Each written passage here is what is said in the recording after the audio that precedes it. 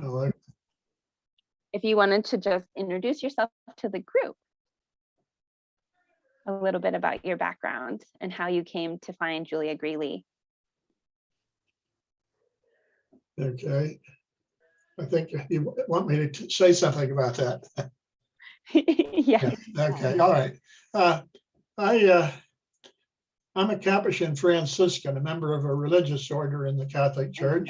And each time he sits when there, I was, long before I came to Denver, I read an article in the Denver Catholic newspaper about Julia Greeley, a little short article. And in the course of that article, it mentioned she was a secular Franciscan.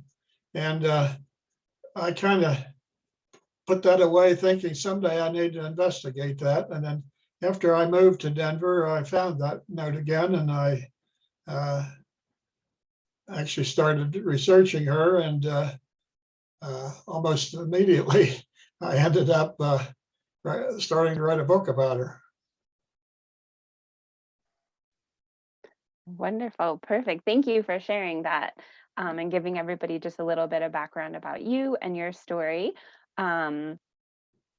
I think with that, we will move into your presentation on Julia Greeley, if you are all set for that.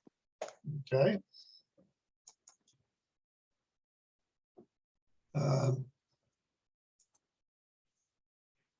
This building is, this is a 1935 picture of it. It's over in the Curtis Park neighborhood in the area which is now called the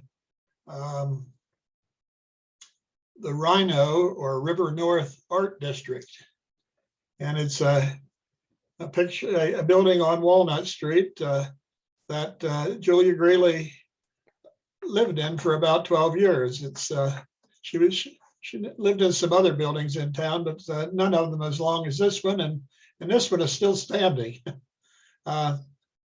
Today, the building incidentally was built in 1902, and Julia Greeley was in it already in 1903. So she was one of the early people in this building, and not a whole lot of people ever lived there because by 8 years after her death, this had already become a commercial building, and remains the same. This is what it looks like now. Planomatic on Walnut Street. I think they call it 2911 Walnut Street. Planomatic provides photographic and other graphics to realtors and architects. And we'll leave that for now. This is a map of the various farms out to the west of Hannibal, Missouri, about 12 miles west, almost directly west of Hannibal, where Julia lived. As far how much of her life she lived there, we don't know. There's a lot we don't know about her, but this little marker I'm pushing around was the limits of this property. Belonged to a man named Samuel B. Caldwell, and he gave a right of way through his property to the St. Joseph and what was it? The Hannibal St. Joseph Railroad, which was the first railroad that went all the way across Missouri. And this station here was eventually named Woodland, but during his lifetime, it was called Caldwell, and that's Caldwell, Missouri, was where Julia Greeley spent her youth. We don't know exactly when she was born. She didn't know, and a lot of people try to say how old she was, but we don't know for sure. I'm going to leave that now. Oh no, I'm not. Up in this corner here, you can see a little chapel drawn on the map, and that actually was on this. Father, you actually had, oh, there you go. It Sorry. was on Caldwell's property, and it's still standing. It's the only building on his property that is still standing from that era. Should be, as far as we know, she was emancipated by the state of Missouri's declaration at the end of the Civil War. The Emancipation Proclamation of Lincoln didn't apply in Missouri because it wasn't part of the Confederacy. But she might have been freed even before that. So he could have freed her. We have no reason to think he did, but or she could have escaped. But the next place we pick her up is in St. Louis, Missouri, where she worked for a woman and her family, Alina Robinson. Alina Robinson was a daughter of the mayor of St. Louis. She was and a daughter of one. Well, she's a great granddaughter of the founder of St. Louis. So she was sort of in the upper crust of society there. Julia worked for that family as a housekeeper, maid, cook, whatever, for about 9 years. During the course of this, she had met this woman I show here, who is Julia, Lena's sister, who eventually married William Gilpin, who was the first territorial governor of Colorado, long before he married her. But Julia Gilpin moved with him out to Denver, and after working for the Robinsons for 9 years, she wrote to Mrs. Gilpin asking if she could come out here and work for her. So that she did. This is the house, the manor of the Gilpin family. It was on 18th and Champa Street. This picture is taken from an 1880 book, so it was at the time when she was working there in this house, taking care of the Gilpin's children, and for a while cooking and doing other things. That building is gone a long time ago. It's that site is there's a residency Inn by Marriott there at 18th and Champa. Mrs. Gilpin was a member of the Catholic Cathedral here in Denver, and the family she grew up in was for a century or more had been a strong Catholic family there in St. Louis, and the governor was a Quaker, and he didn't get along with Julia Greeley all that well. He was not happy at having her there in the family, but he allowed it because his wife asked for it. During her time working for Mrs. Gilpin, Mrs. Gilpin introduced her to the Catholic Church, and she in 1880 she actually was baptized in this church, which is still standing at 28th and Larimer. It's right in the middle of the art district. She became very much a strong member of that parish and was into everything that they did. She got involved in it. She was baptized there just a few months after this church was dedicated.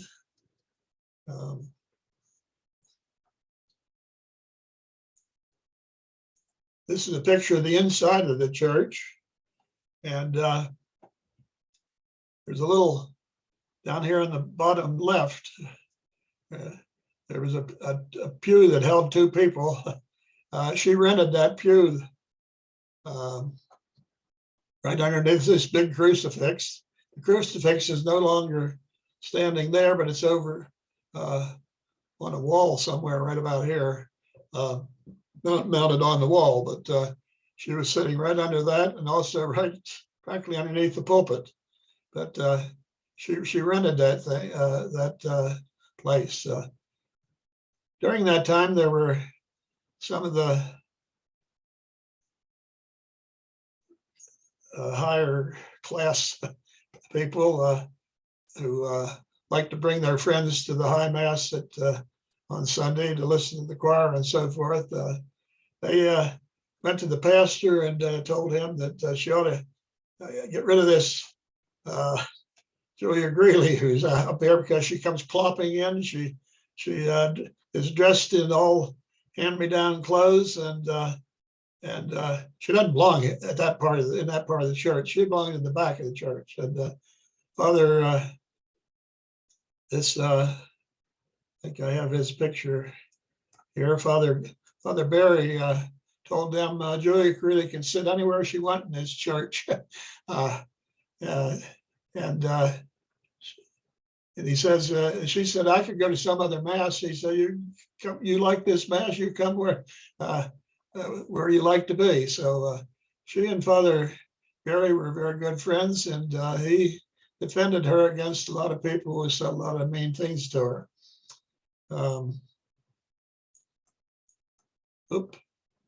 Moving too fast.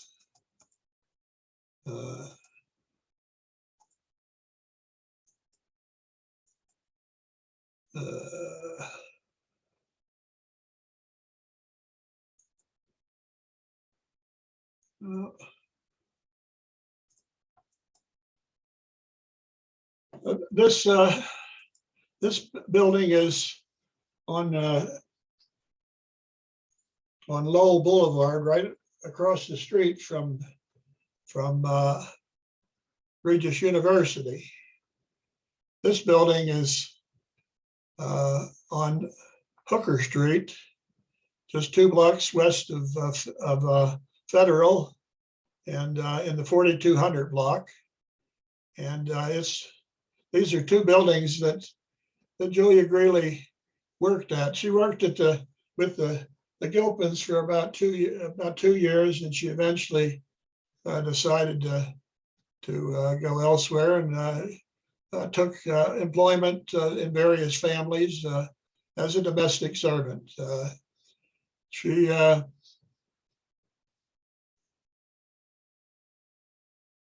was passing this particular building one day, actually towards the end of her life. Mrs. Agnes Urquhart, who lived in this house, was sitting on the porch, and she noticed her going by, and she asked Julia if she'd come in and mop her floors. That's not something you would hear somebody saying today, but that's the way Julia made her living, and said, sure. And she came in and started mopping the floor, and after a while she came back to see Mrs.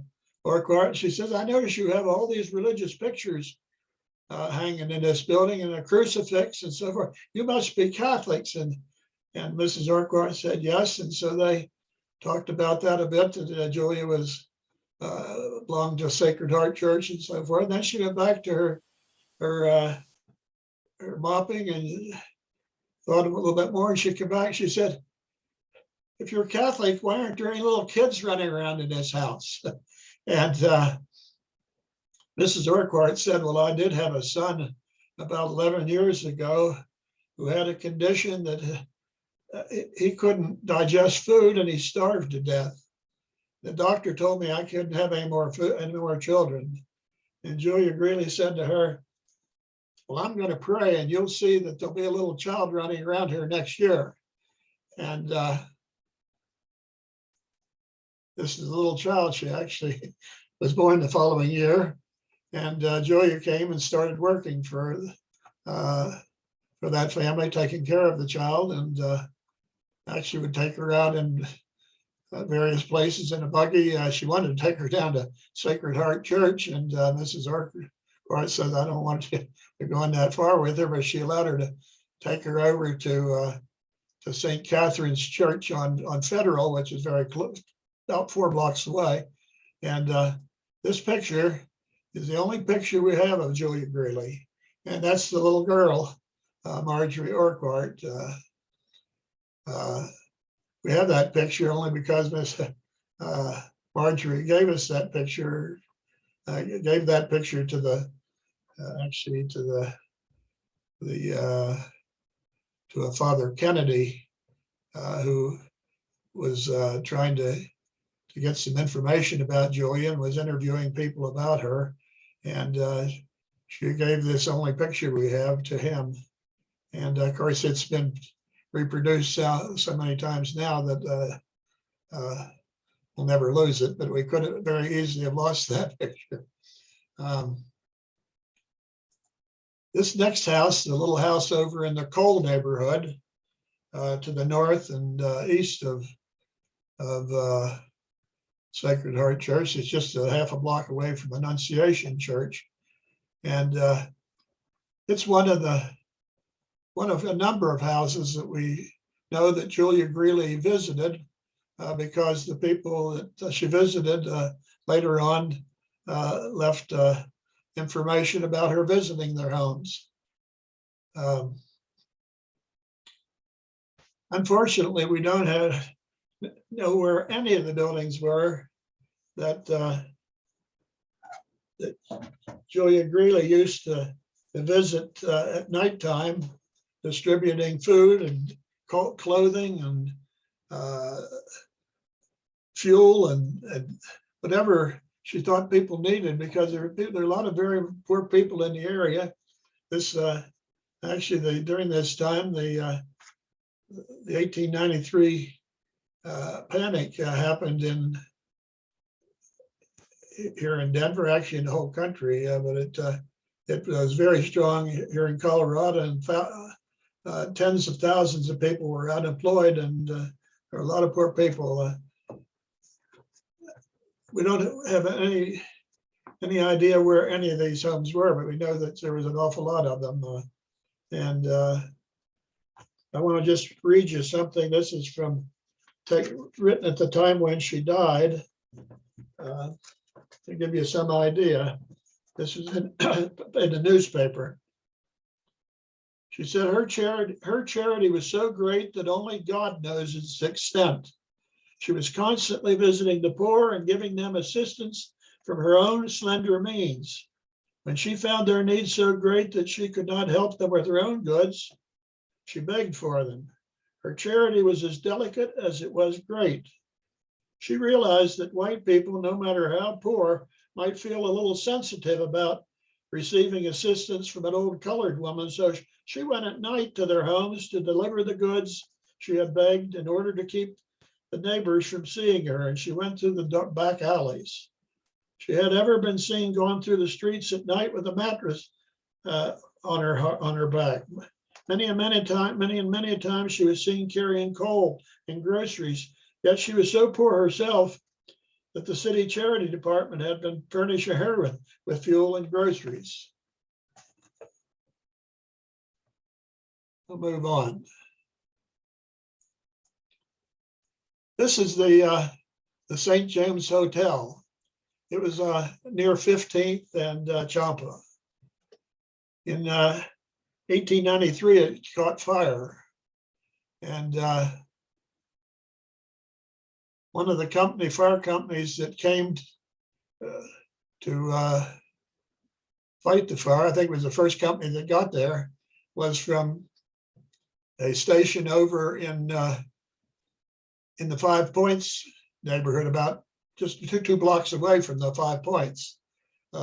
This building is still standing across the street from the modern fire station. It's empty, and but it has a little marker on it indicating it's a historic site. In you notice there's 5 people on the picture, and they're quite possibly the ones involved in the St. James Hotel fire, in which that whole company was wiped out, except for one of the black men was the only black fire company in Denver at the time. And they had a white captain, however. But one of the black men was off duty that night, but all the rest of them ended up dying in that fire. And this is another picture of we don't know it's exactly these 5 men, but could be. After that, there was in Denver, I've read that there was a much better relationship between the whites and the blacks for at least for a while, until later on the Ku Klux Klan got started here in Denver. It became very prominent and was very repressive of both the blacks and the Catholics. Anyhow, Julia Greeley, having heard that these firemen, and she probably knew them too, because she used to go all over the neighborhood on foot, visiting people, and she got to thinking that she should do something to help them, that the firemen of Denver, be prepared for a sudden death, which could easily happen to any of them. So she was involved in the parish in the apostleship of prayer, which encouraged people to pray daily and keep themselves, in her mind and in anyone's mind, I guess, is keep them prepared for a sudden death. She went all over Denver to all the fire stations every once a month, and passed out these little leaflets to the firemen. She also to a lot of other people in town. The Jesuits who ran the Sacred Heart Church said that she promoted more of this than anybody else they ever knew. No, this is going too fast. This is Captain Terrence Owen. He was the fire chief, one of the fire chiefs at the time, and she went down to visit him one time to tell him that she was handing out these little leaflets, and he got the idea she was selling tickets for something, which she often did for the parish. They had raffles and so forth. She would get involved with and go out and sell tickets. On this particular occasion, when he saw her coming, he said, "What are you selling tickets for now? The orphans' ball or whatever?" And she says, "No, Chief, these is tickets for heaven." And he says, "Well, I want one of them too." And she said, "Well, you can have these too, but you're not the first to get them." You said, "But you're the chiefest." And anyhow, talking about these raffle tickets she sold, one time the girls and the young women in the parish had a beauty contest, and they sold raffle tickets, see how many they could sell and who would win the beauty contest.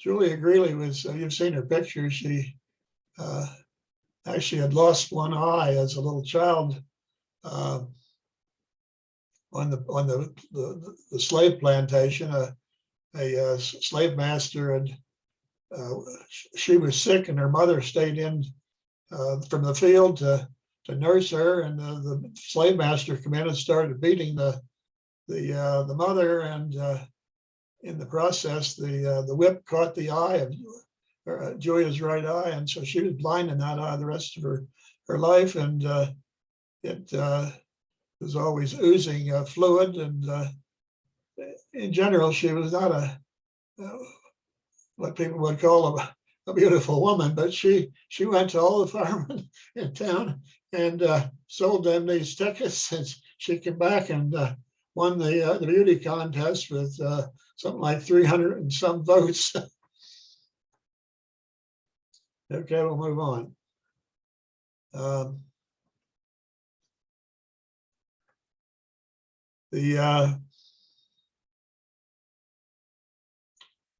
In 1918, in June 7th, she was on her way to church. She went to church every morning, and she was especially devoted to the Sacred Heart, which is actually a way of talking about Jesus, his love and mercy for mankind. She was on a feast of the Sacred Heart, and she was coming to church. She was only about a block away from where she was living, but she right near the church, she became ill, and they took her into this home.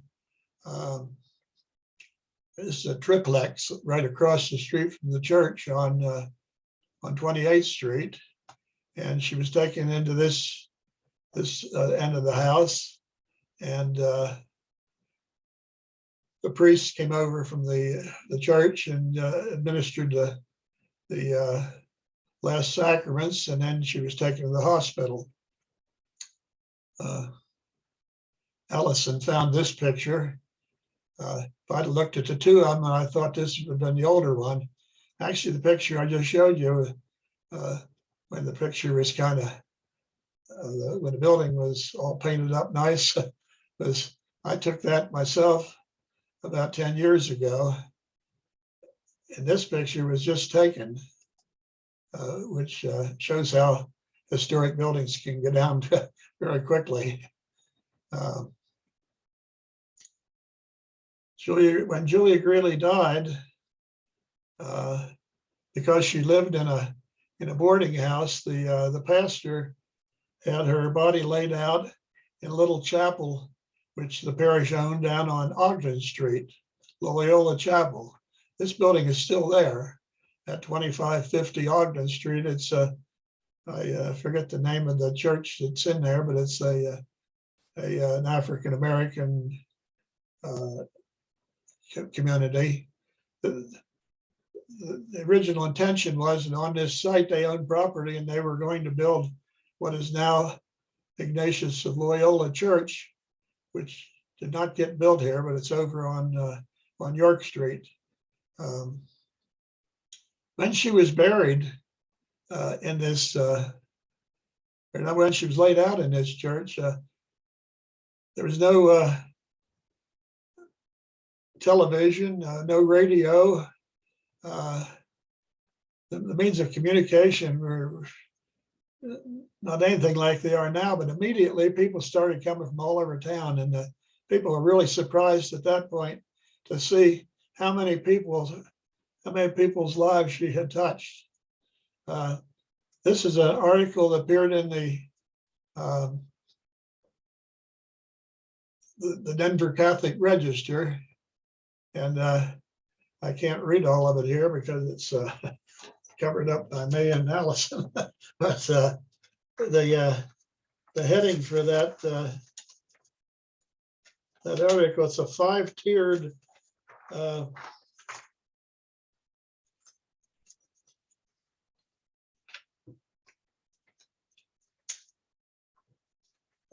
headline, which reads, "Highest honor ever paid to dead lake, here goes to Negress.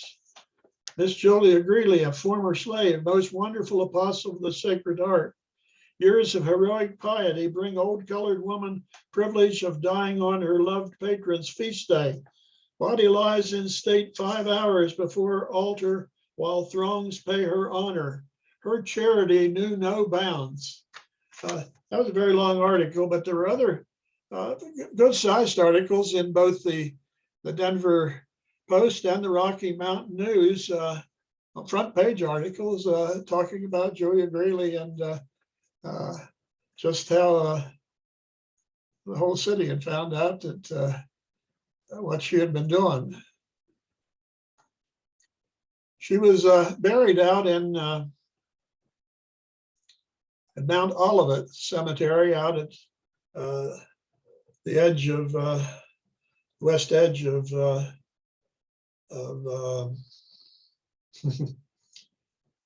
can't think of the name of it, but anyhow,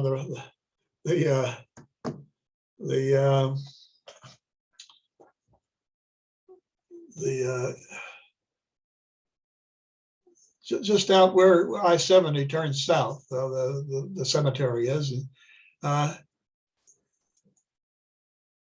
It was an unmarked grave for a long time, but about 35 years later, that Marjorie, that little girl, and her mother put this stone on her grave, and it was there until just very recently. The Julia Greeley Guild,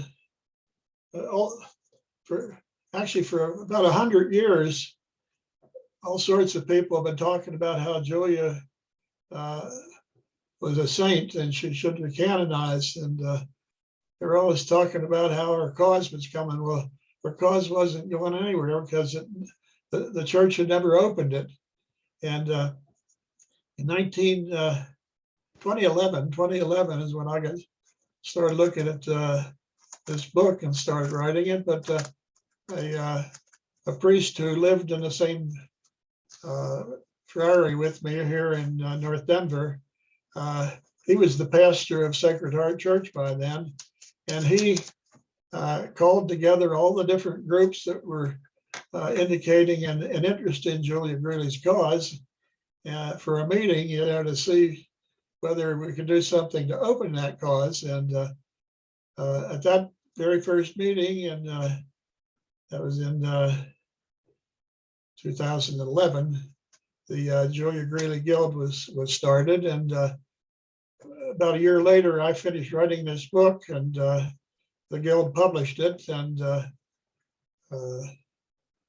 within about 4 or 5 years, the Archdiocese decided they would open the cause, and they asked the permission of the office that governs this in Rome to open the cause, and they did so in 2016.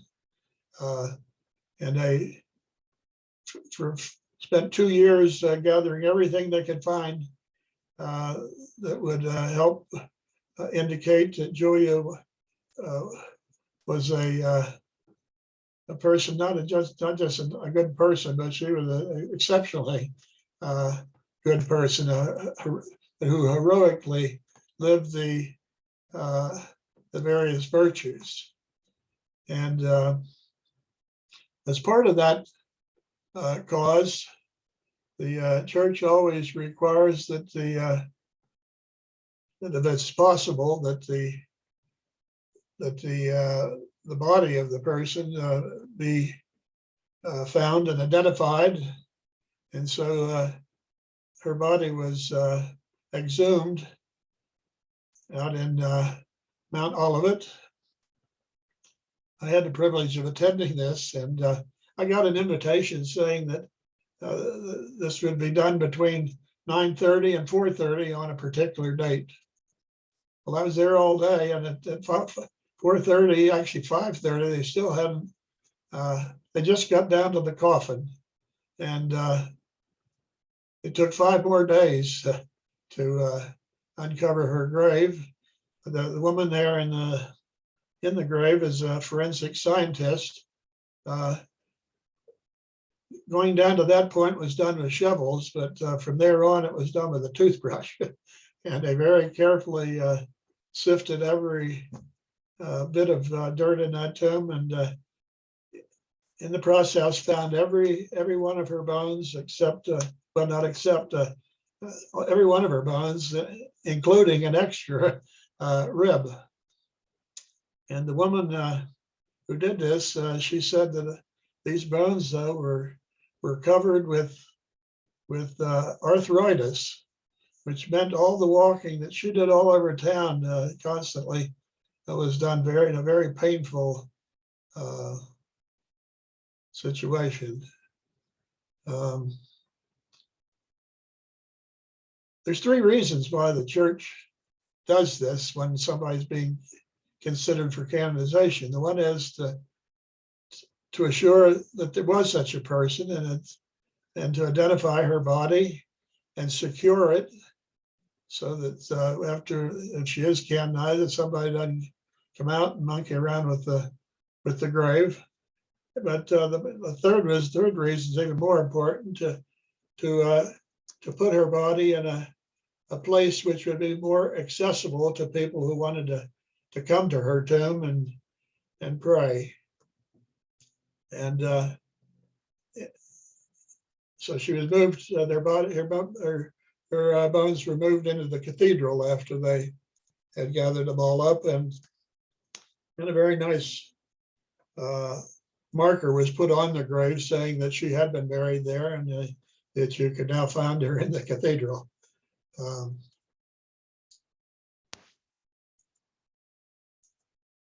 This was the first bone that was found, her skull, and as I say, every other one was found. She had only 5 teeth left, which, according to the scientists, meant that she, was a sign of the very poor diet that she had had on the slave plantation. When she was moved into the cathedral, her body was wrapped very carefully and was blessed, and was put into this box, which is made out of a luxuriant red hardwood from South America. That's not a box that's painted red. That is actually the color of the wood that of the box that she was her bones were placed in. And then a year later, that red box was placed into this marble sarcophagus, which was carved from the same quarry that Michelangelo's marble was taken from for the sculptures that he did. Investigation closed here in 2018, and about 12,000 pages of material was taken to Rome, and we didn't hear about anything going on for the next couple of years, and thought nothing was going on. But actually, somebody over there was appointed to look at all 12,000 pages of this and make sure that the investigation had been done properly.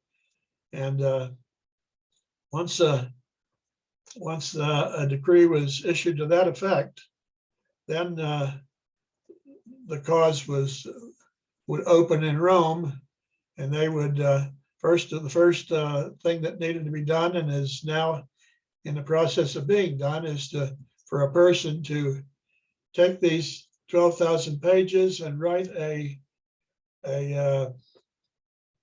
posizio, it's called in Italian. It's I guess in English you could call it a position paper, which would demonstrate from the material that had been sent to Rome, would demonstrate that Julia had practiced the virtues to a heroic degree, and that there were people who considered that her intercession before God was very powerful, that they had asked, down through the years, had been asking for favors through her, and had received them. And so we're waiting for that position paper to be finished. And if after that, then there's 2 or 3 commissions over there that study that, and to see if they agree. And if they do, then it would be given to the Pope, and he would, we think that he would be very anxious to put his stamp on the approval on it. And after that, there has to be a miracle proven. That there's nothing we can do to bring that about. It's if Julia Greeley can through her intercession, God does something that there's absolutely no logical or natural explanation for it, that it would be declared a miracle and she'd be named a blessed, and then have to go through that one more time before she would be named a saint.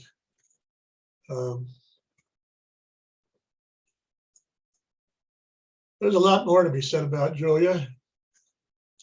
I don't know how long I've gone here, but I could have gone all night and I wouldn't have covered everything that be said about her. But there's a lot in this book, and I think it's, unfortunately, it's about all we can say about her, because she's not around anymore, and there's nobody living that would have known her. And so it's a historical situation now. And unfortunately, she was, as a slave, was not taught to read or to write. So she couldn't leave us anything, you know, of her thoughts. And we have to depend upon what her friends and contemporaries told us, her left word of. And all of that, as far as we know, is in that book. The book is available at Garkin's religious store on religious goods store on 12th and Santa Fe. Or there's a form on our website, juliagreeley.org, that would enable you to order this book. It sells for $22. It's about 160 pages. That's the website I'm talking about. And Allison, I hope that was enough. No, that was, yeah, that was absolutely wonderful. And I have a feeling people will likely have some follow-up questions, Sure. things they're curious about. So if you do, feel free to put those in the chat and I'll prompt Father Burkey with those. It's clear that you've done a ton of research on this topic. Is there anything as you were researching her life that really kind of surprised you, that you didn't expect you'd find when you started all this research?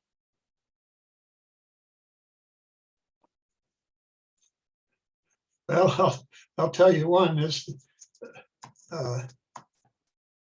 not a very religious thing. It's just quite the opposite to the way it ends. But we were surprised to find that she had a will. We think maybe the money that she got from Mrs. Gilpin.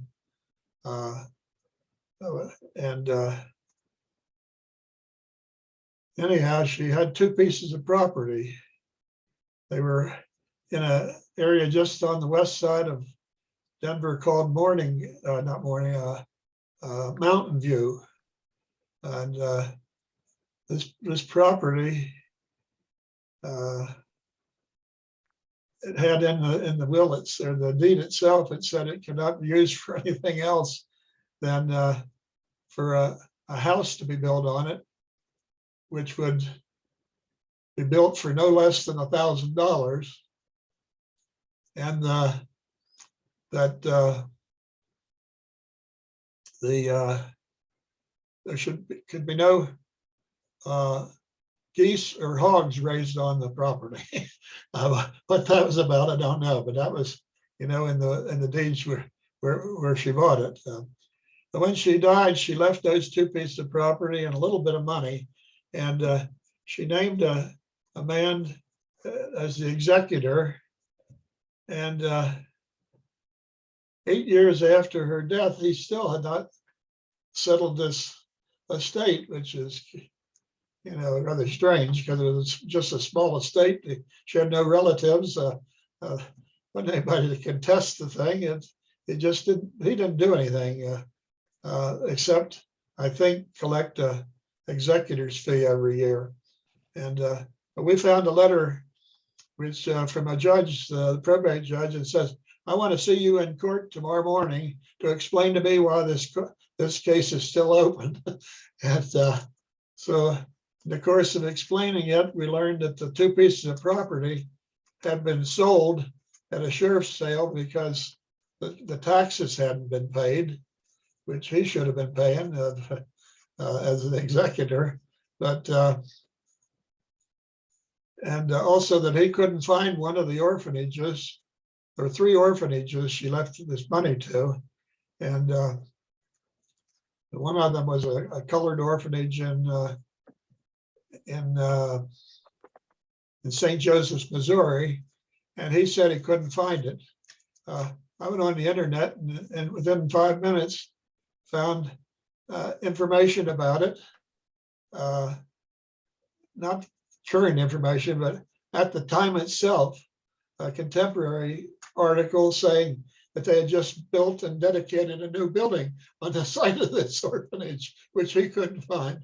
So anyhow, I got to thinking, there's something really strange about this bird. I'd like to know more about him, and I started doing some research on him. I'll not write a book about him, but he, as it turned out, 2 years after the estate her estate was settled, there was an article in the Denver Press which said, in Judge Moore's court this morning in West Denver, this guy, when his trial was about to begin for extortion, he confessed, saying he'd rather be in jail than not, because he had gotten word from the North Side Italian colony saying that they were very unhappy about what he had done, and also told how one of the persons that he had bilked was an Italian grocer who he had taken $2,000 from. And the end of the article, it mentioned that he was being tried for having taken about $100,000 from different people's estates. That was all of that was a big surprise to me. It didn't exactly have anything to do with Julia Greeley, except that she was the one that was being persecuted again, even years after her death. Oh, wow. Phyllis did ask if there is any information about like any family for her, relatives. We've not been able to find any. We know there only the name of her mother and father, and we don't have any family name for them. The slaves at the time didn't have last names usually. This was part of the whole thing of slavery. They not only robbed them of freedom, they robbed them of their identity, their history. They couldn't read or write. So they had no way of preserving information about their families. If she had gotten in touch with her family, I guess if they were still all together at the time of the Emancipation, we probably would know more about her. But I guess her story would have been different then too. Yeah, it sounds like it. And then also just kind of curious if you have a feel for these families that she was administering her charity to in the evenings. Do you think they were like families that were also members at her church? Like, how did she identify these if she's feasibly working all day and then kind of administering her charity all evening? I have no idea. There's nobody you can ask. Maybe that's her. The best I can do is give a good guess, but I don't like to give too many of them. Yeah, no, that's fair. Do you have an age that was attributed to her at her death? I have a question in the chat about that. Or an Yes, approximation. yes. Let me find something in my book here and put it in front of me. In the book, I addressed that question. And to start with, there was a point when she got involved in the divorce trial of the Gilpins. And the first question was asked her, what is your name? The second question was, when were you born? And she says, I don't know, they never told me. But there were many people in the years who somehow decided that they would say how old she was. I have 12 different, I think it's 12 of them there, ages that were given at different times during her life. The first one, the earliest one was in 1880, the year right shortly after she came here. The United States Senate census lists her as being 40 years old, which would have meant when she died, she'd have been 78. And all these other ones we have even her will,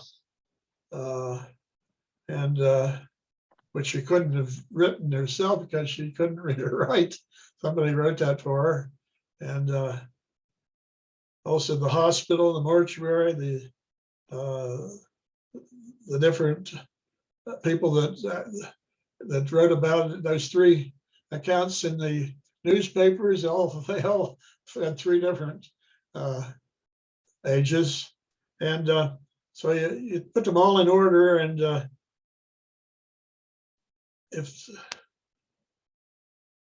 the earliest that she would have been born was 1823 or earlier, and the latest would have been 1855. And at the time of her death, for each of these people extrapolating it, be anywhere between 63 and 95.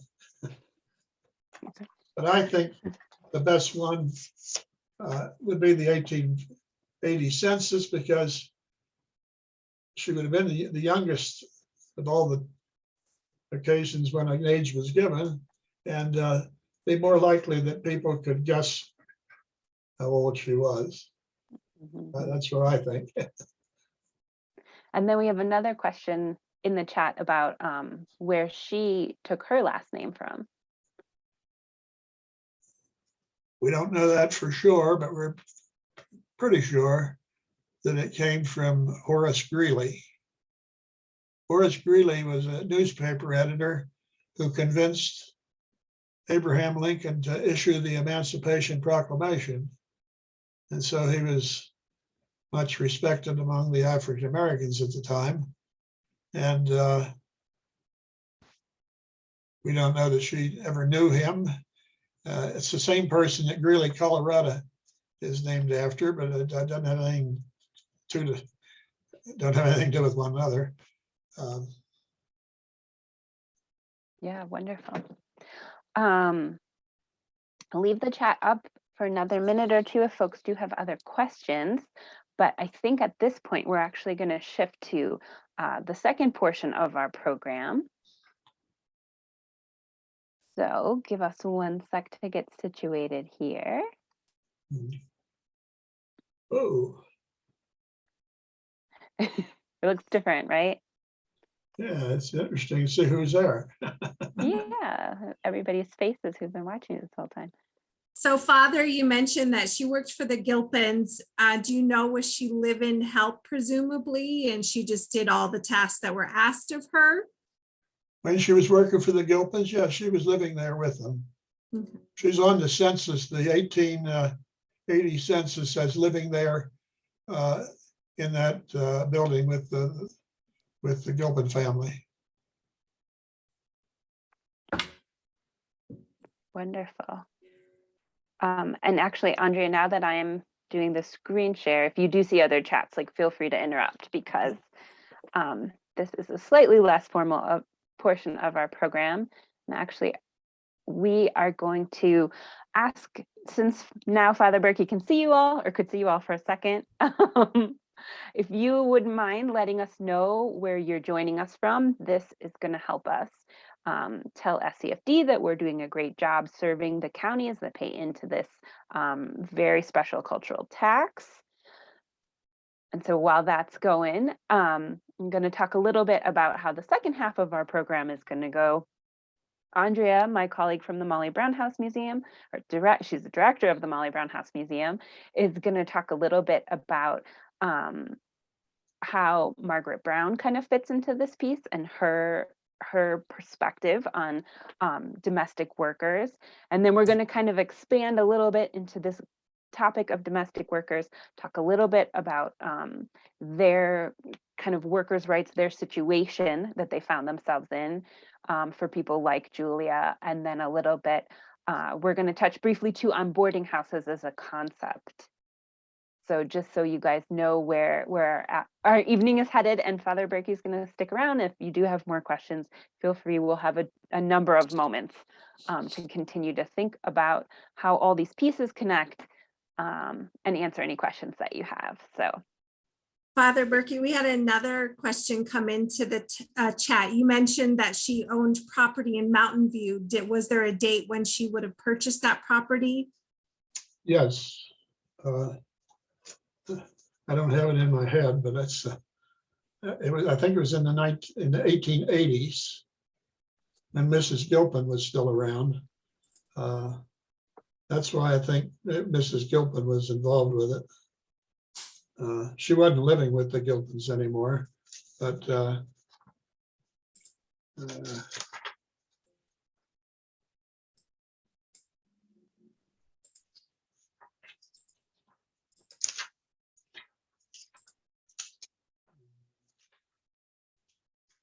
there we go.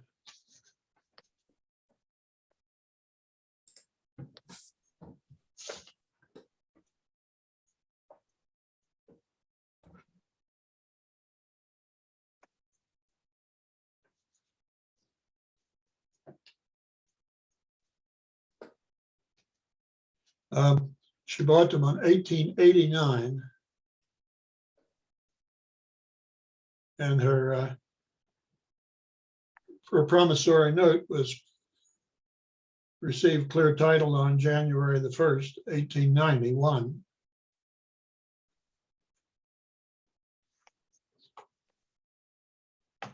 That's so wonderful. interesting. Yeah. It'd be great to maybe do a little bit more research too into those, or explore those properties and see what's there today. There's no $1,000 house built on there. There's a commercial thing that does window tintings or whatever they call it, and also a building that sells pot. Oh, here we go. Uniquely Denver, huh? This is in Mountain View, Yeah. right along 44th Street Right. or 44th Avenue. Well, thank you everyone for participating in our polls and helping us find out where you came from. We also want to say hello to former trustee Ellen Idelson, who's joining us this evening in the audience, as well as Walter Huff, who currently serves on our board. So hello and thank you for joining us. When we think about sort of domestic service, labor and labor reform at the time, one top woman also comes to mind, and that's Jane Addams. We have this really long quote from Jane Addams, but she wrote frequently about the social conditions in domestic service and what it meant to be a servant at this time, and how that servant class was shifting as we think about sort of a post-Civil War America. And she's most famous for opening up the Hull House in Chicago in 1889 with Ellen Gates Starr. And they, in their Hull House, created a place for people to gain an art and literary education. Often they were new immigrants to America and Chicago, and they could learn English, they could learn cooking and sewing and technical skills, and also how American government worked. The residents who lived there at Hull House contributed to the activities and services. Those included nursery and kindergarten, public kitchen, and access to public baths and playgrounds. So all of these skills and trades that people could learn to help them move on in their careers. People could also learn music and art and theater, but just be a safe haven in the city. And so we might see later what were some of these safe havens, or we saw earlier some of those safe havens that Julia herself might have had. And like Julia Greeley, our Margaret Brown was born in Missouri, and even Hannibal, Missouri, in fact. So they have that in common. Margaret was born just after the end of the Civil War. Labor was really transitioning. We had women like Julia, formerly enslaved, trying to find a place in the labor market. And fewer women were tied up with their own forms of labor. So farm work and cottage industries that existed before the Industrial Revolution are waning as people are moving into cities. So we have these working girls, women like Julia coming online, Margaret herself, a working girl for some time. And they had some autonomy and some independence depending on their background and their color. And by 1890, 19% of women over 16 were in this labor force, with 68% of them never marrying, like our Julia. 26% of those were married Black women in domestic service, just to bring in money for their household. And by 1920, women were representing nearly 25% of the labor force, most of them being single immigrant women to the country. And these working conditions were often dangerous, and the hours were very long, and pay was very low. And domestic service, like Julia worked, was no exception. And this was sort of a disappearing servant class at the time. If you worked in a factory, at least the end of your 12, 14-hour day, the whistle blew and you could go home. But if you were live-in help like Julia, you'd often be called upon at all hours of the day and night. And even if you had a half day off, that could be usurped by the family's needs. The Browns, once Mrs. Brown, they moved here to Denver and were able to have a few servants of their own in the house at 1340 Penn.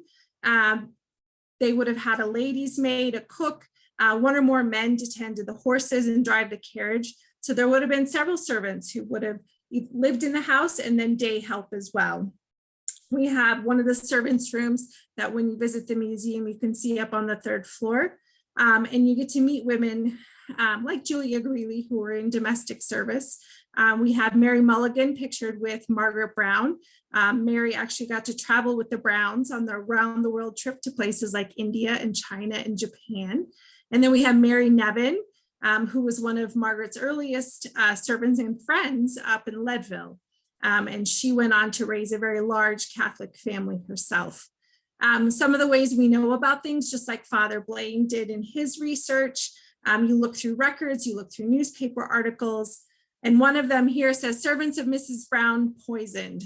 So the family was too busy to eat dinner, so it sat out for hours. And then the servants decided to make lunch of what was left out, and some of them got food poisoning. So right in that great list, you can see there was a Sam Gleason, a Mary O'Fallon, Sadie Jensen. So we get to get sort of names and identities behind these servants who worked for the Browns.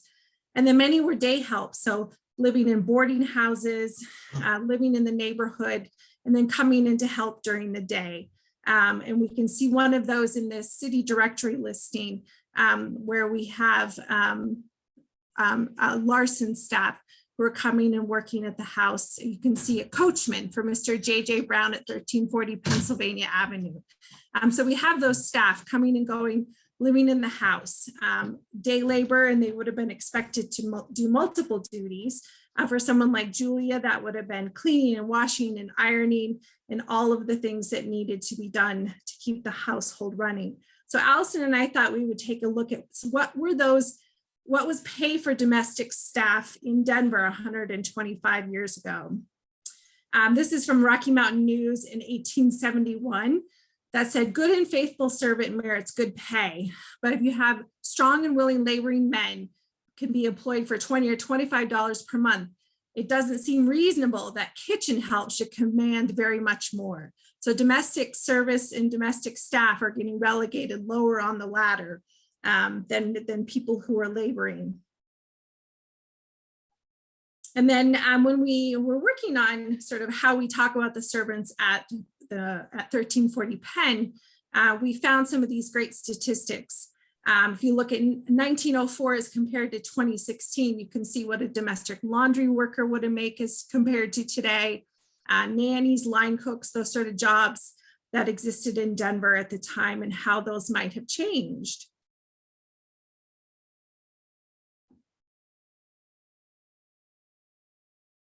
And then for women in particular, you see like chambermaid, $15 to $20 per month with the room, 20 to 23 without room or board included. So you can see for general housework, it depended on if you were a house girl, a younger woman who would have come in probably your late teens, early 20s, versus a cook or pastry cook, you could get a little bit more money.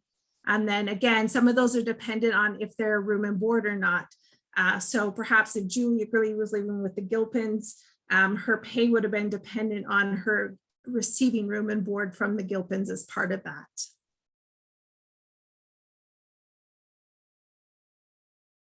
But of course, it's that room and board that is a huge part of whether you're able to sort of, make ends meet. So in 1904, rent was 13% of a family's income. You're able to look at to rent and want ads in the newspapers from the time. Furnished rooms were $8 to $16 a month. If you had food included, it could be $14 to as high as $30 a month, with most majority falling in that sort of $20 a month range.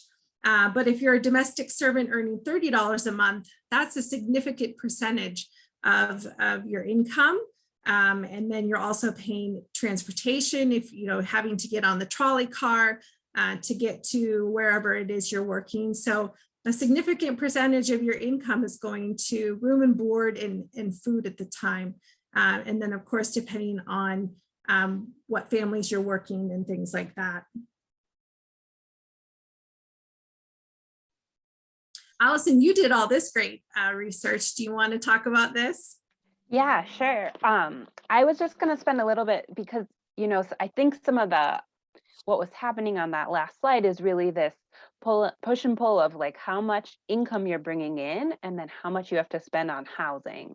And again, obviously we're looking about a little 100 plus years ago, but some of these conversations are not dissimilar from ones we're having today. When we creep up to 43% of our income actually going toward housing, that makes it more challenging.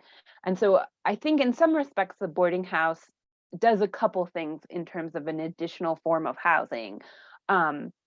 One, they're often really quick to set up. So if you have a house and you have an extra room, you can all of a sudden very quickly make income. So especially if we're thinking about some of the first people coming west and living in Denver, there probably weren't a ton of, apartment buildings in Denver at that time, but this flips it really quickly. They are frequently run by women, so it's a form of income if you're widowed, if you're married and maybe just not doing very well. And then it also allows for a lot of people to live really densely. And so I think all of those are kind of interesting in thinking about how and where Julia Greeley would have lived. And actually the picture behind me is again that and here it's listed as 2913 Walnut. I thought it was really interesting in Father Burkey's slides that the picture from the 30s has it listed as 2911 and 2915 Walnut, which I'll take a quick side note into primary documents, right? So I did some researching into city directories from the past, and that's kind of how I figured out who was living at 2913 Walnut at different years. What's interesting is in 1907, it looks like only one man is living there, and it's during the time frame in which Julia Greeley, we believe, was living there. This particular directory is missing all the G's. There are just no G's. And I think it points out there are a lot of layers to doing research in primary sources. One is sometimes they're flawed. Potentially the one that the Denver Library scanned was missing pages. The assessor record for 2913 Walnut is also missing. And I think that was also clear in Father Burkey's slides when he was showing us some of the newspaper headlines from 1918 at Julia's death. Those are words that we definitely would not use today in 2022, but kind of give us a little bit of insight into the perspectives of the people who may have been authoring some of those articles. So that's just my little aside of working with primary sources. But also I was just curious, and that's why I ended up doing this research in the city directories of who would have been living there, what kinds of occupations did the people who were living there have, and the city directories are a great way to kind of uncover that. I did think it was really interesting that one time it lists Julia Greeley as a cook and other times it doesn't. So it's possible that, you know, at different times when they're doing whatever they did to establish the directories, it depends how her occupation was listed specifically. And then in 1905, there are a lot of Conways living in the boarding house. And that was also just interesting. You know, I think we don't know for sure, but I think there's definite assumption could be made that there's some familiarity here. Potentially, this is one family renting multiple rooms. So again, just kind of interesting to think about this building and the people who live there. And I think also this housing type of a boarding house and why it kind of like would have worked. A lot of times, you know, their room and board was included. So the woman, it wasn't always a woman, but it was frequently a woman who was running the boarding house would also cook the meals, many times do laundry. Sometimes we also see her in some cases doing some childcare as well. So kind of an interesting housing model that I'm not sure, you know, we have Airbnb. I don't think it's kind of like that when you don't rent the entire house, but kind of close, but not exactly to solutions that we have come up with today. Allison, there's a question. Did you look at the 1910 census records for this address? I didn't. No. I And what probably that could would- have. I know I could have gone way down the wormhole, and I didn't. I just was kind of feeding my own curiosity about who was there. But no, the census, and actually probably, I don't know, Father Burkey, you probably did some census data too, looking at where she's showing up on different census reports. But I didn't do that for this. I'm sorry.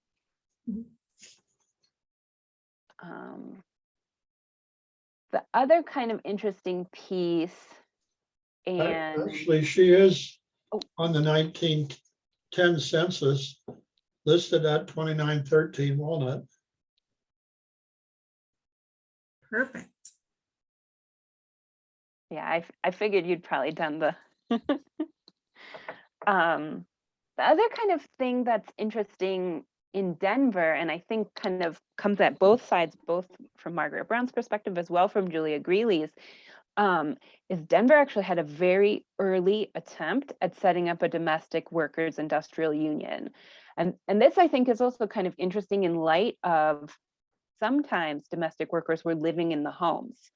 So if you unionized and you lost your employment, you actually lost your housing and your board. And so they had to actually put a lot of pieces in place to found this particular union, which included like lodging for the people that were part of the union and maybe losing their jobs because of it. The other thing that they did, and you know, this is, I think the article about the food poisoning kind of underlines that Margaret was a reasonably benevolent employer, but they were keeping records on who was nice to work for. And then basically the union was acting like an employment agency. So you would go there, it was located at 17th and Champa for a long time, or it only existed for 2 years. So within 2 years, most of its life, it was in this particular building. And you would get your employment through there. So they actually had an employment agency break in and try and destroy their records because it was so lucrative what they kind of amassed about all the places that you could possibly work in Denver, which I thought was kind of fascinating. And Denver's on the front lines of an early union effort there.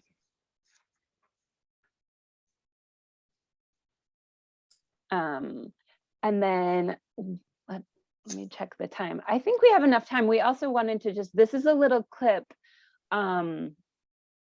that actually is really nice, kind of talks about how this union fits into the bigger puzzle of domestic labor. And Andrea, will you just give me a thumbs up if we get sound? Yep.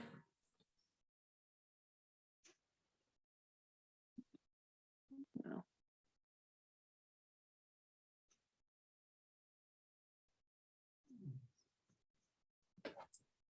Do you have sound?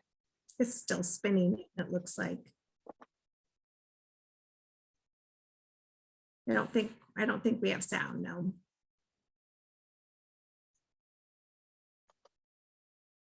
I'm sorry about that. I think I can fix that.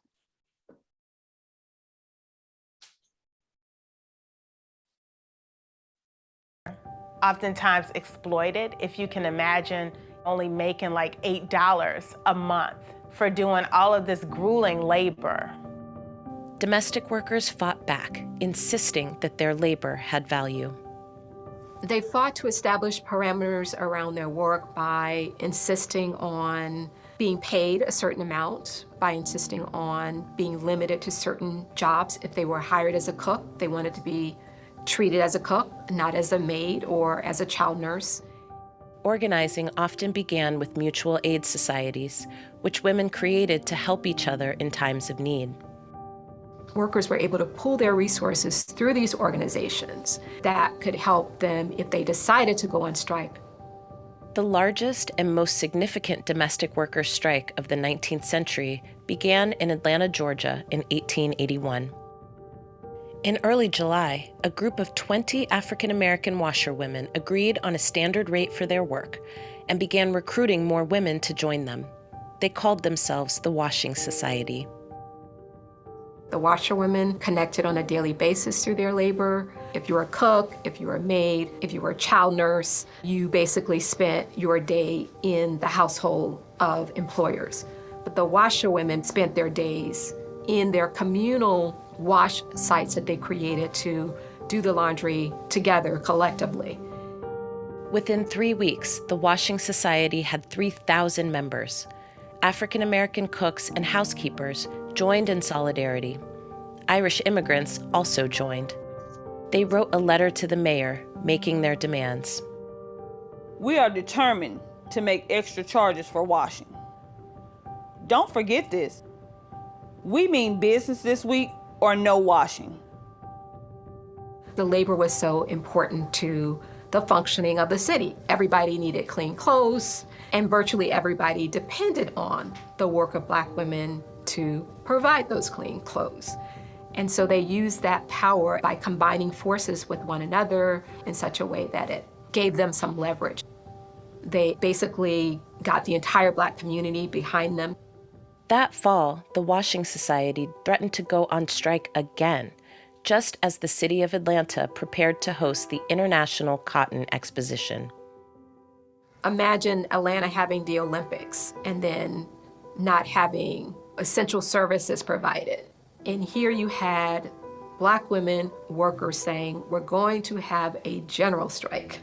We're shutting down the city. That had a political impact that was unprecedented. The employers struck back. Several women were arrested and fined. The prison system became a mode of trying to really impose the notion that Black women could not engage in these acts of resistance. These Black women were expressing their freedom, their unwillingness to accept this idea that they were second-class citizens. Over the next few decades, inspired by a growing labor movement, domestic workers organized across the country. In 1919, in Rock Hill, South Carolina, striking domestic workers declared, "Let the white people learn to serve themselves. It will not harm them." In Denver, Colorado, 1,000 mostly Scandinavian immigrant women formed a union. They joined forces with the Industrial Workers of the World, a revolutionary union that sought to abolish capitalism. Their goal was to corner the labor market. Organizer Jane Street wrote, We actually have power to do things. If you want to raise a job from $20 to $30, you can have a dozen girls answer an ad and demand $30. Stick to your domestic workers union, fellow worker. This tactic had its roots in the washerwomen's strikes, and domestic workers would rely on it for many decades to come.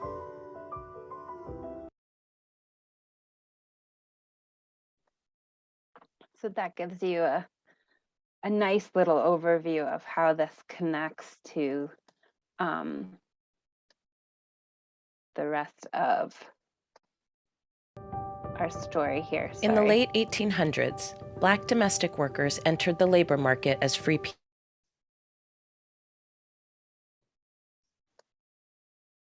And you found too in your research, Allison, that Jane Street definitely wanted to include Black women in her union and support them in their labor struggles as well. Is that correct? Yeah, I found, because they did mention that like hers was mostly Scandinavian women, but I did find this, she wrote a letter to a woman in Oklahoma who was trying to start her own union, where she advised against excluding Black women. And that she really felt like the way to be successful was to include all the domestic workers in the city. So I thought that was, kind of these interesting moments of potential like racial inclusion, at least in her mind, that this made sense. Oh my gosh, I'm so sorry. I don't know. There we go. Can't stop the video from playing. All right, so we wanted to make kind of pause that is almost the end of our presentation here, but make another pause for questions. These are some we thought you might have, but if you want to share some, actually, I can stop the share again for a second. If there's some in the chat that you guys want to address.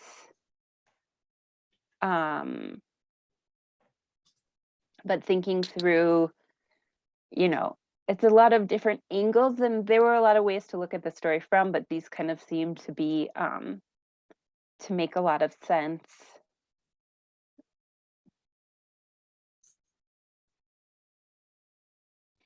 So if anybody has specific questions, or here, maybe now I made you all scared to ask questions. I'll put ours back up.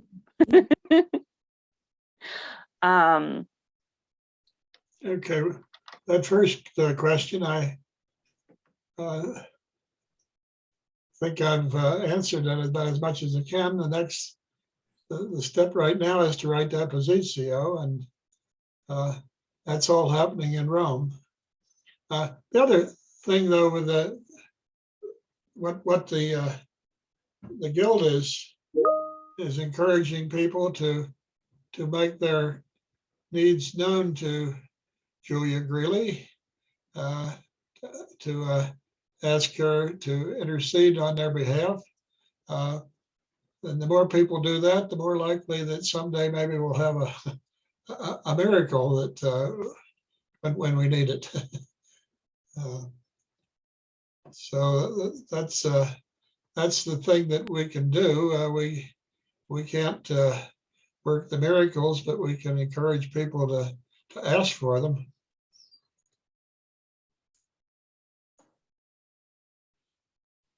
I visited some distant relatives down in Oklahoma one time who were Baptists, and they said to me, why do you pray to the saints? And this woman that asked me that, she had just before that said, I wish you'd pray for my brother because he has some problem or other. When she asked me that question, I said, well, you just asked me to intercede for you. That's just what we're doing with the saints. We know that they were holy people, and that they were closer to God than many others, and so we asked them to intercede on our behalf. And she was. Yeah. was satisfied with that answer. Well, and I can add a little bit to the second question, because I mentioned at the beginning of our program that this was part of our 50 Actions for 50 Places campaign, which is kind of some of the way we got connected to Father Burkey. But my colleague is working with the owners of Planomatic. We definitely think this is an opportunity for more interpretation. And so thinking about interpretive signage so that the building actually bears potentially a physical sign on the exterior that talks a little bit about its history and its piece in Julia's story. I don't know of other ones though, but I know that's what we've been working on.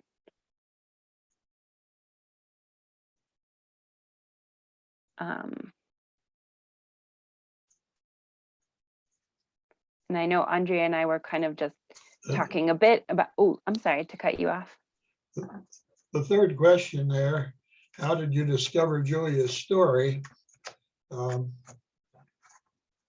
think I could answer a little more on that. Back in the 1970s, there were some women here in Denver who knew Julia Greeley, and they were interested in discovering more about her. And so they, one of them wrote to the Denver Press a story along this line, and the Denver Press actually wrote some stories that it had uncovered. And then other people who read that article wrote to this lady, and also this lady and another lady who had written the first letter. They recruited the help of Father Pacificus Kennedy was his name. He was a Franciscan that lived at St. Elizabeth's, which is now on the Auraria campus. And he gathered, I don't know if he gathered them together, but he got in touch with maybe 30, 40 different people that had some recollection of Julia Greeley, or whose parents had told them the story. Some of it was secondhand, but and he wrote a couple articles which he published in a magazine back in New Jersey, which really didn't get much circulation out here. But he had all his notes, and there's a lady who actually still living here in Denver, who was recruited by the pastor of Sacred Heart Church to see if she could find out something. And she went and found Father Kennedy. He was, by that time, was living up in Boston. He was in his 90s, and he had all the notes that he had made. Letters had been written to him, and also this picture that he had gotten from Marjorie, and he gave all that material to this Mary Frances O'Donnell was her name, and she made copies of them, 3 copies, 3 sets of all this material, and gave one set to the Archdiocesan Archives, one set to Tom Noel, who I don't think he did anything with it. He gave it to the public library, which it ended up in the branch office over on Walton Street, and the 3rd copy to a man out in Aurora. And when my first thing when I was interested in studying this, I went down to the Diocesan Archives, and I thought maybe they would have something that, the Archdiocese had come up with, but they didn't have anything, but they had Father Kennedy's notes were there. I don't know if they'd done anything with it, they just had them. But I went through all that, and it was written on a lot of scraps of paper, back of envelopes and all sorts of things. He didn't have a tape recorder, But and there was a lot of letters also that people had written to him. But anyhow, I went through that whole thing, and so I eventually started going through that. And then I found reference on online that there was a Tom Noel's notes on Julia Greeley, and I went looking for them. And when I found them at the library on Welton Street, I realized these are the same things I just saw down at the Diocesan Archives. And then I eventually, when I had the book just about finished, someone told me, there's a man out in Aurora who has a lot of material on Julia Greeley. I tracked him down and found out he still had this package. He hadn't even opened it yet. And it was the third copy of these notes. So this woman had really done a good job of making sure this didn't disappear. And so then also, the next thing was just before I started working on this, the Archdiocese had gone through all the back issues of its newspaper, going back over 100 years, and had digitized them. So I was able to go in with a search engine and found over 100 articles that had been written over the years about her. Those were two big sources of my information. I found other stuff too, but well, that's incredible. And I think it speaks to how beloved she was and how much she meant to Denver at the time. Thank you, Father. Yeah, and just real quickly transitioning before we wrap up here this evening, I did want to talk about Saturday because there is an in-person component to this program if you'd like to join us. We are going to walk to a couple of the sites that we talked about this evening that were key to Julia's life. I will be emailing everyone that registered for this program, so you'll get this map again and an interactive link if it's more easy to navigate it that way on your device. So you're welcome to do it at any time, but if you want to join us on Saturday at 3:30, we're going to be starting here at Sacred Heart Church. They've kindly allowed us to park in their parking lot, and we have interior access to the church. We'll kind of do this leg here, and we also have interior access at Planomatic. So we're going to be going inside a couple buildings, really get to look at them both outside and in. I think it'll be really neat opportunity to kind of get a feel for the streets that Julia walked and how, I mean, given the years that we're talking about, how many pieces really kind of are still around. So again, you will get a reminder email with the parking information, the start time and location. But that is the plan if you're interested in joining us on Saturday. Andrea, do you have any other questions in the chat that we need to address? I don't see any, no. Walter says, why isn't this history taught in our schools? This has nothing to do with CRT. So I think Julia Greeley is another one of those amazing Denver, Colorado women who will hopefully make it into the larger canon of people that we get to learn about in school and from here on out. So thank you, Father Burkey, for making that possible. I'd like to add that, once her cause was opened, she became known all over the world in the Catholic world. There's people from many different countries that write to us asking for information about her, and there have been articles published all over not just here in Denver, but all over. That's wonderful. All right. Well, hopefully I'll see some, if not all of you, this Saturday. And I think unless anyone has any other questions, we can wrap up for this evening.